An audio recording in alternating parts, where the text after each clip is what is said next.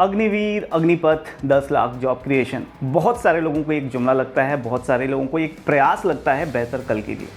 आज के इस वीडियो में हम ये डिस्कशन करेंगे कि गवर्नमेंट का जो ये नया इनिशिएटिव यानी 14 जून 2022 को जो एक नया इनिशिएटिव प्रपोज किया गया, जिसमें 17.5 से 21 साल के लोगों को सेना में 4 साल सर्व करने का मौका मिलेगा। यानी आर्मी, एयरफोर्स, नेवी में 4 साल तक कुछ लोग सर्व करेंगे, उसमें से 25% लोग रिटेन कर लिए जाएंगे और 75% लोग रिलीज़ कर दिए जाएंगे।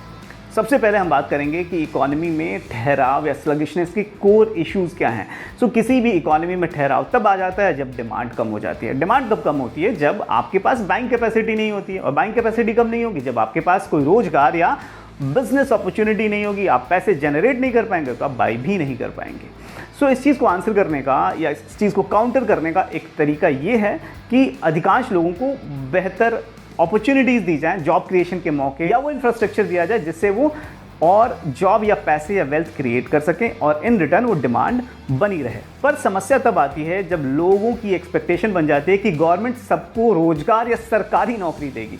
गवर्नमेंट के लिए संभव नहीं है। दुनिया में किसी भी देश में वहाँ की गवर्नमेंट सब लोगों को सरकारी नौकरियां नहीं दे पाती है। हाँ, गवर्नमेंट का ये प्रयास ज़रूर होना चाहिए कि वो सरकारी नौकरियां अगर नहीं दे पा रही है तो एटलीस्ट एक इंफ्रास्ट्रक्चर या एक सिस्टम डेवलप करे जिससे प्राइवेट बिजनेसेस को या फिर लोग अपने एंटरप्रेन्योर स्किल्स को डेवलप करके एक बिजनेस क्रिएट कर सकें और गवर्नमेंट नहीं बट प्राइवेट जॉब्स बनी रहें। कड़वी सच्चाई ये है कि देश की आबादी 140 करोड़ के आसपास में है और गवर्नमेंट के पास जो सबसे बड़ा काम उन्हें दिखाई देता है वो अपना सत्ता बचाए रखना।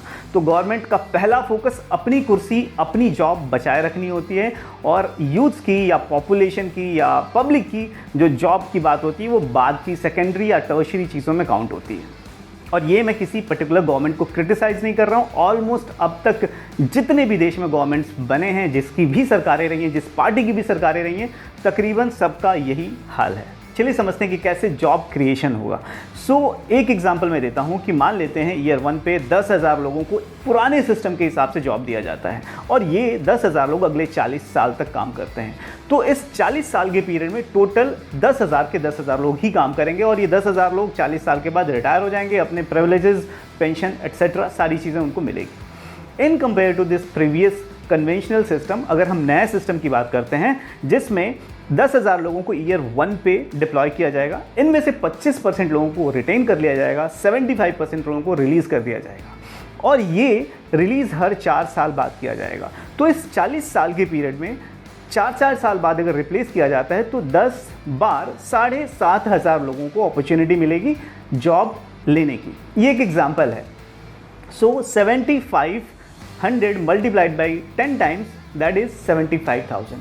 तो पुराने सिस्टम में जहां 10,000 लोगों को टोटल जॉब अपॉर्चुनिटीज़ थी 40 साल के पीरियड में, नए सिस्टम में 75,000 लोगों को इस 40 साल के पीरियड में जॉब मिलेगी। तो पहला बेनिफिट या पहला एडवांटेज जो दिखाई देता है वो है maximum number of job creations. कहाँ 10,000 और कहाँ 75,000।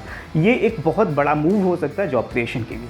अब दूसरा सवाल लोग ये क्वेश्चन कर सकते हैं कि जो सोल्जर या जो पर्सन 4 साल बाद रिलीज़ कर दिया जाएगा उसके लिए बाहर क्या अपॉर्चुनिटीज़ होंगी। मैं ये मानता हूँ कि उसके पास एडिशनल एडवांटेज ही होगा। कैसे? चलिए समझते हैं।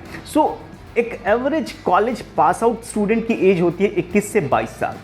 अगर हम इस स्टूडेंट को कंपेयर करते हैं इस आर्मी से रिलीज सोल्जर से, वो 17.5 साल पे अगर आर्मी ज्वाइन करता है, 4 साल बाद रिलीज़ कर दिया जाता है, यानी 21 या 22 साल पे वो अगर मार्केट में अगेन जॉब सर्च करने जाता है। एज एन एम्प्लॉयर आप सोच करके देखो कि आपके पास 2 कैंडिडेट्स आते हैं। एक वो पर्सन जिसके पास सिर्फ एजुकेशनल डिग्री है, उसके कंपैरिजन में आपके पास एक ऐसा पर्सन है जिसके पास एजुकेशनल डिग्री तो है ही, साथ में उसके पास एक ऑर्गेनाइजेशन में 4 साल तक डिसिप्लिन्ड वे में काम करने का एक्सपीरियंस, एक्सपोजर है। तो आप किसे प्रेफर करोगे? एज अ एंटरप्रेन्योर मैं उस इंडिविजुअल को प्रेफर करूंगा जिसके पास 4 साल किसी ऑर्गेनाइजेशन में काम करने का एक्सपीरियंस है।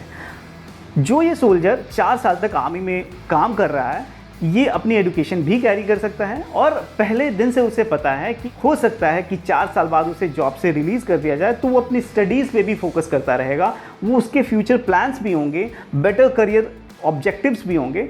इसके साथ ही जब वो रिलीज़ किया जाएगा उसके पास एक कॉर्पस तकरीबन 12 लाख रुपए तक का फंड उसके पास इकट्ठा हो चुका होगा जो कि उसके ही सैलरी से कट के जमा हो रहा होगा, साथ ही उसके कुछ सेविंग्स भी होंगे। सो मैं ये मान करके चलता हूँ कि 17.5 साल पे जो एक यूथ आर्मी ज्वाइन करेगा, 4 साल बाद जब रिलीज़ होगा तो उसके पास 12 लाख की कॉर्पस प्लस उसकी कुछ सेविंग्स यानी मे बी 18-20 लाख रुपए तक के उसके पास फंड हो सकता है, जिससे हो सकता है वो एक नया बिजनेस भी या कुछ नया ट्राई कर सकता है।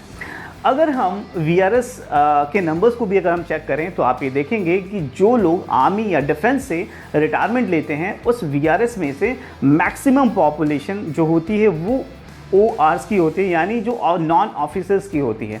ऑफिसर्स लोग की जो परसेंट है वो कम है in compare to non officer grades. जो सोल्जर्स हैं वो जल्दी ही उन्हें कई बार ऐसा लगने लगता है कि आर्मी का या डिफेंस का जॉब है वो बहुत मोनोटोनस है और बेटर करियर अपॉर्चुनिटीज़ उन्हें बाहर प्राइवेट सेक्टर में अवेलेबल हैं। सो गवर्नमेंट का एक इनिशिएटिव अगेन आपको वॉलंटरली एक ऑप्शन देता है कि आप 4 साल तक आर्मी में सर्व करो, एक एक्सपीरियंस गेन करो, एक्सपोजर लो, एंड देन अगर आप चाहते हो तो आप अगेन कंटिन्यू कर सकते हो।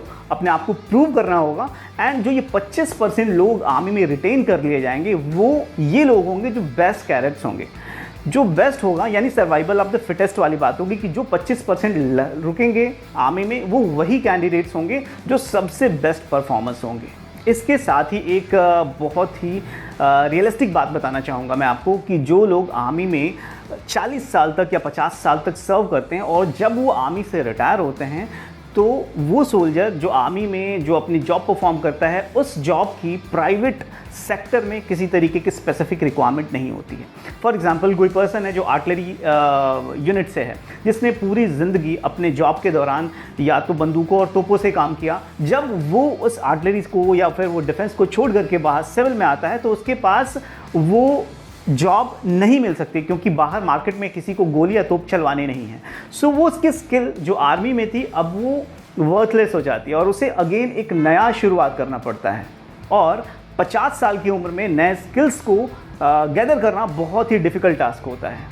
इसी चीज़ को अगर हम रिप्लेस कर देते हैं इस नए सिस्टम से, सो वो सोल्जर जो 4 साल बाद आर्मी को छोड़ करके निकलेगा उसकी उम्र 21-22 साल होगी, उसके पास एम्पल अपॉर्चुनिटी एम्पल टाइम होगा कि अपने नए स्किल सेट्स को डेवलप कर सके और पुराने एक्सपीरियंस से कुछ लर्न करके कुछ नया कर सके।